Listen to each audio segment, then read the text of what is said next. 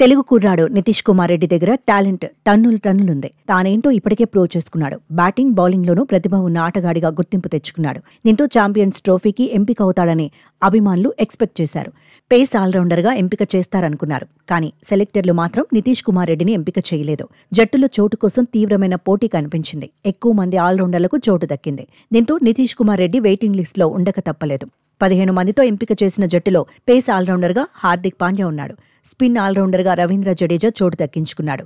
మరో 2 ఆల్రౌండర్లో అక్షర్ పటేల్, వాషింగ్టన్ సుందర్ కూడా జట్టులో ఉన్నారు. దీంతో నితీష్ కుమార్ రెడ్డికి చోటు లేకుండా పోయింది. భారత్ మ్యాచ్లన్నీ దుబాయ్లోనే ఉండటం కూడా నితీష్ కుమార్ రెడ్డికి మైనస్ అయిందనే ప్రచారం జరుగుతోంది.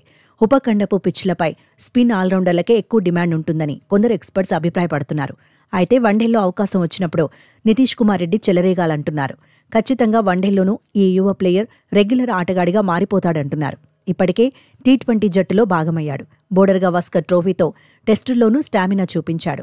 నిజానికి భారత క్రికెట్లో నితీష్ కుమార్ రెడ్డి ఓ సంచలనం. 3 ఫార్మాట్లకు సూట్ అయ్యే ప్లేయర్గా ప్రశంసలు అందుకుంటున్నాడు. పాండ్యా తర్వాత సరైన పేస్ ఆల్రౌండర్ నితీష్ కుమార్ రెడ్డి అనుకునేలా పేరు తెచ్చుకున్నాడు. పాండ్యాకు ఏమాత్రం ఫిట్నెస్ సమస్యలు వచ్చినా భారత జట్టుకు తెలుగు కుర్రాడు కీలకమవుతాడనే చర్చ ఉంది. అయితే నితీష్కు రెగ్యులర్గా అవకాశాలివ్వాలనే కామెంట్స్ వినిపిస్తున్నాయి.